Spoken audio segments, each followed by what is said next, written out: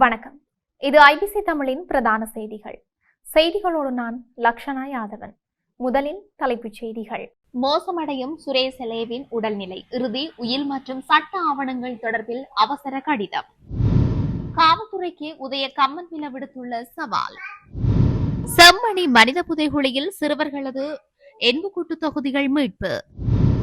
பலத்த காற்று தொடர்பில் பொதுமக்களுக்கு வெளியான எச்சரிக்கை. கிரிவெஹர விகாராதிபதியுடன் அமைச்சர் நளிந்த ஜெயதிச விசேட சந்திப்பு. சுகாதார தொண்டர் விவகாரம் குறித்து டக்ளஸ் வலியுறுத்தியுள்ள விடயம். முகநூல் விருந்து பெண்கள் உட்பட 28 பேர் கைது. 2 முச்சக்கர வண்டிகள் நேருக்கு நேர் மோதி கோர விபத்து, ஒருவர் பலி. தொடர்பான விரிவான செய்திகள்.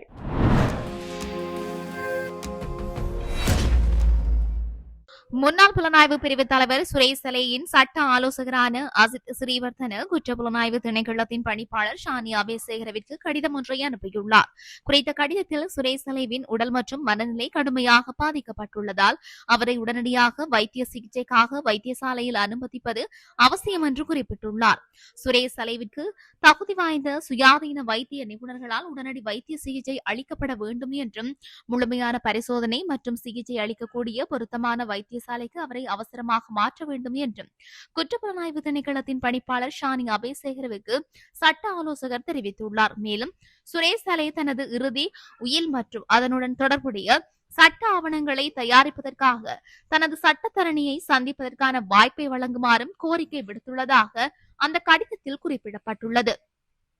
அதன்படி அந்த சட்ட ஆலோசகர் குற்றப்புலனாய்வுத்துறை இயக்குநருக்கு பல முக்கிய அம்சங்களின் கீழ் ஒரு கோரிக்கையை அனுப்பியுள்ளார். இதன் காரணமாக இந்த கருத்துக்களை பரிசீலித்து உரிய நடவடிக்கை எடுக்க தவறினால் தனது கட்சிக்காரருக்கு ஏற்படும் பாதிப்புகள் குறித்து எதிர்காலத்தில் தாக்கல் செய்யப்படக்கூடிய நீதிமன்ற குற்றவியல் அரசியலமைப்பு அல்லது சர்வதேச சட்ட நடவடிக்கைகளின் போது இந்த கடிதம் ஒரு அடிப்படையாக பயன்படுத்தப்படும் என்று பணிப்பாளருக்கு தெரிவித்துள்ளார். 38 ஆண்டுகளாக நாட்டிற்காக தியாகம் செய்த அவரது கணவர் தடுப்பு காவல் உத்தரவுகளின் கீழ் வைக்கப்பட்டுள்ள கொடுமையாக நடத்தப்படுகின்றார். இதற்கு காரணம் யார் என்பது அவருக்கு தெரியும். முன்னாள் நாடாளுமன்ற உறுப்பினர் உதய கம்மன்பில நேற்று இது தொடர்பாக கூறுகையில், முன்னாள் புலனாய்வு தலைவர் சுரேஷ் சலேயை சிஐடி கொடுமையாக நடத்துகின்றது என்றார். சுரேஷ் சலேயின் சகோதரரும் மகனும் சிஐடிக்கு சென்று அவரை சந்தித்த போது தன்னிடம் கூறியதாக கூறப்படும் உண்மைகளின் அடிப்படையில் இது அமைந்தது. இருப்பினும் உதய கம்மன்பில கூறிய கூற்றுக்கள் உண்மை அல்ல என்றும் சுரேஷ் சலே மற்ற சாதாரண கைதிகளைப் போலவே நடத்தப்படுகின்றார் என்றும் ஒரு பத்திரிகை அறிக்கையை வெளியிட்டு காவல்துறை இதற்கு பதிலளித்திருந்தது. இருப்பினும் இன்று நடைபெற்ற ஊடக சந்திப்பில் பேசிய உதய கம்மன்பில தான் கூறிய கூற்றுக்கள் பொய்யானவை என்றால் தன் மீது வழக்கு பதிவு செய்யுமாறு காவல்துறைக்கு சவால் விடுப்பதாக கூறியிருந்தார். நான் கூறியது பொய் என்றால் பத்திரிகை அறிக்கை வெளியிடாமலேயே என் மீது வழக்கு பதிவு செய்யலாம் என்று காவல்துறைக்கு நான் சவால் விடுகின்றேன் என்றும் அவர் தெரிவித்துள்ளார். செம்மணி மனித புதைகுழியில் இருந்து இன்றைய தினம் ஞாயிற்றுக்கிழமை 2 சிறுவர்களுடைய எண்புக்கூட்டு தொகுதிகள் உள்ளடங்கலாக 8 எண்புக்கூட்டு தொகுதிகள் அகழ்ந்தெடுக்கப்பட்டுள்ளன. செம்மணி மனித புதைகுழியில் 3ஆம் கட்ட அகழ்வு பணியின் 18ஆம் நாள் அகழ்வு பணிகள் இன்றைய தினம் ஞாயிற்றுக்கிழமை நடைபெற்றது. அதன்போது 6 எண்புக்கூட்டு தொகுதிகள் அடையாளம் காணப்பட்ட நிலையில் ஏற்கனவே அடையாளம் காணப்பட்ட எண்புக்கூட்டு தொகுதிகளில் சிறுவர்களுடைய 2 எண்புக்கூட்டு தொகுதி உட்பட 8 எண்புக்கூட்டு தொகுதிகள் அகழ்ந்தெடுக்கப்பட்டன. இந்த நிலையில் செம்மணி மனித புதைகுழியில் இதுவரையில் நடைபெற்ற அகழ்வு பணிகளின் போது 302 எண்புக்கூடுகள் அடையாளம் காணப்பட்ட நிலையில் 298 எண்புக்கூடுகள் முற்றாக அகழ்ந்தெடுக்கப்பட்டன. கடந்த சில நாட்களாக செம்மணி மனித புதைகுழியில் இருந்து சிறுவர்களின் எண்புக்கூட்டு தொகுதிகள் தொடர்ச்சியாக மீட்கப்பட்டு வருகின்றமை குறிப்பிடத்தக்கது. பலத்த காற்று தொடர்பான எச்சரிக்கை அறிவிப்பு ஒன்றை வளிமண்டலவியல் திணைக்களம் வெளியிட்டுள்ளது. இன்று பிற்பகல் 3:30 மணிக்கு வெளியிடப்பட்ட இந்த அறிவிப்பு நாளை 3:30 மணி வரை செல்லுபடியாகும் என்று தெரிவிக்கப்பட்டுள்ளது. இதன்படி மத்திய சப்ரகமுவ வடக்கு வடமத்திய மாகாணங்களுக்கும் திருகோணமலை ஹம்பாந்தோட்டை மாவட்டங்களுக்கும் பலத்த காற்று வீசக்கூடும் என்று வளிமண்டலவியல் திணைக்களம் எச்சரிக்கை விடுத்துள்ளது. அதன்படி நாடு முழுவதும் தென்மேற்கு பருவமழை செயலில் உள்ளதால் மத்திய சப்ரகமுவ வடக்கு மற்றும் வடமத்திய மாகாணங்களிலும் திருகோணமலை மற்றும் ஹம்பாந்தோட்டை மாவட்டங்களிலும் அவ்வப்போது மடத்தியாலத்துக்கு 100 கிலோமீட்டர் வேகத்தில் 40 தொடக்கம் 50 வரை காற்று வீசக்கூடும்.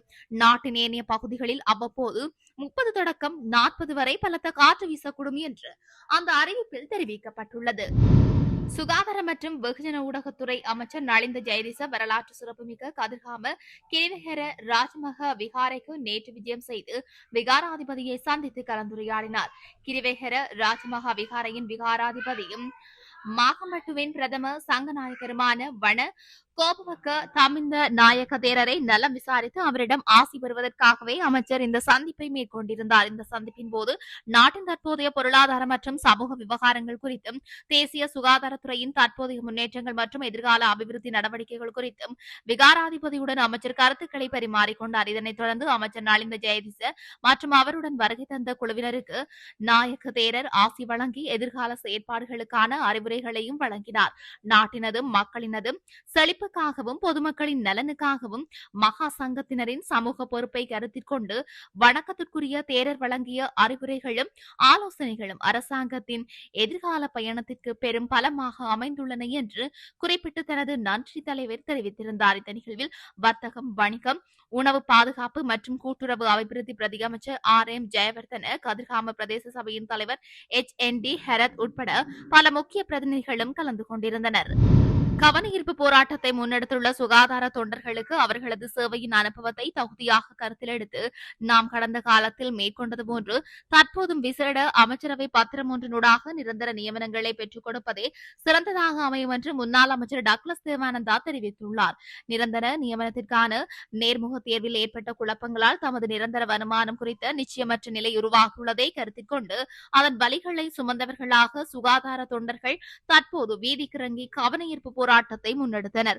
குறிப்பாக நீண்ட காலமாக துறைசார் சேவையில் இருப்பவர்களை புறக்கணித்து சம்பந்தமில்லாதவர்களுக்கும் அனுபவ தகுதி இல்லாதவர்களையும் கொண்டு குறித்த வேலைவாய்ப்பு வெற்றிடங்களை நிரப்புவதற்கான முயற்சி ஒன்று மேற்கொள்ளப்பட்டது. இதை அறிந்த குறித்த சுகாதார தொண்டர்கள் குறிப்பாக நீண்ட காலமாக தொடர்ச்சியாக தொண்டர்களாக சேவையாற்றி வந்தவர்களே இந்த கவனஈர்ப்பு போராட்டத்தை நடத்தியிருக்கின்றார்கள். குறிப்பாக நீண்ட காலமாக துறைசார் சேவையில் இருப்பவர்களை புறக்கணித்து சம்பந்தமில்லாதவர்களும் அனுபவ தகுதி இல்லாதவர்களையும் கொண்டு குறித்த வேலைவாய்ப்பு வெற்றிடங்களை நிரப்புவதற்கான முயற்சி ஒன்று மேற்கொள்ளப்பட்டது. இன்றைய ஆட்சியாளர்களுடன் கலந்துரையாடி அழுத்தங்களை கொடுத்து இந்த சுகாதார தொண்டர்களுக்கு நிரந்தர நியமனத்திற்கான வாய்ப்பை பெற்றுக் கொடுக்க வேண்டும் என்பதுதான் எனது ஆலோசனையாக இருக்கும் என்று எண்ணுகின்றேன் என்று தெரிவித்துள்ளார். அம்பலங்கொடவின் இடமதோட்டா பகுதியில் உள்ள ஒரு ஹோட்டலில் முகநூல் விருந்து நடத்திய 28 பேர் கைது செய்யப்பட்டுள்ளனர். அவர்களில் 25 ஆண்களும் 3 பெண்களும் அடங்குவதாக காவல்துறையினர் தெரிவித்துள்ளனர்.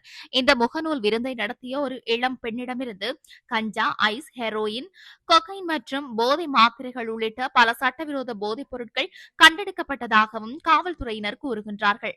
கைது செய்யப்பட்ட சந்தேக நபர் 18 முதல் 44 வயதுக்குட்பட்ட இடைப்பட்டவர்கள் என்பதுடன் வடக்கு மற்றும் கிழக்கு பகுதிகளை தவிர இலங்கையின் பல்வேறு பகுதிகளைச் சேர்ந்தவர்கள் என்று காவல்துறையினர் தெரிவிக்கின்றார்கள். ரகசிய தகவல் ஒன்றின் அடிப்படையில் இந்த இளைஞர்கள் நடத்திய முகநூல் கூட்டத்தில் சோதனை நடத்தப்பட்டதாகவும் அவர்கள் அனைவரும் இன்று பலாப்பிட்டிய நீதிமன்றத்தில் முற்படுத்தப்பட இருக்கிறதாகவும் காவல்துறையினர் தெரிவித்துள்ளனர்.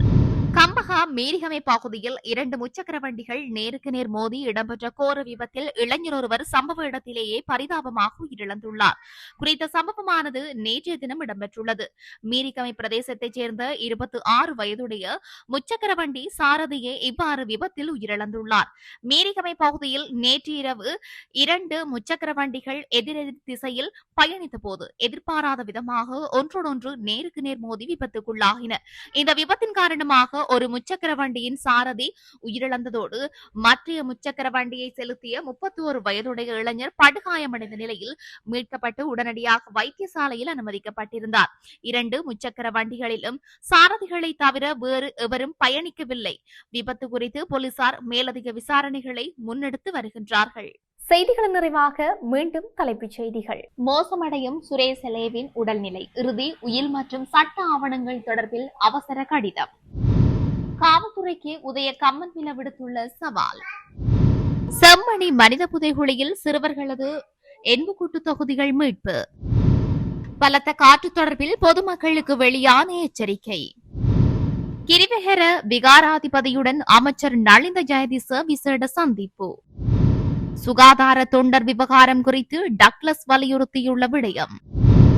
முகநூல் விருந்து பெண்கள் உட்பட 28 பேர் கைது. 2 முச்சக்கர வண்டிகள் நேருக்கு நேர் மோதி கோர விபத்து, ஒருவர் பலி.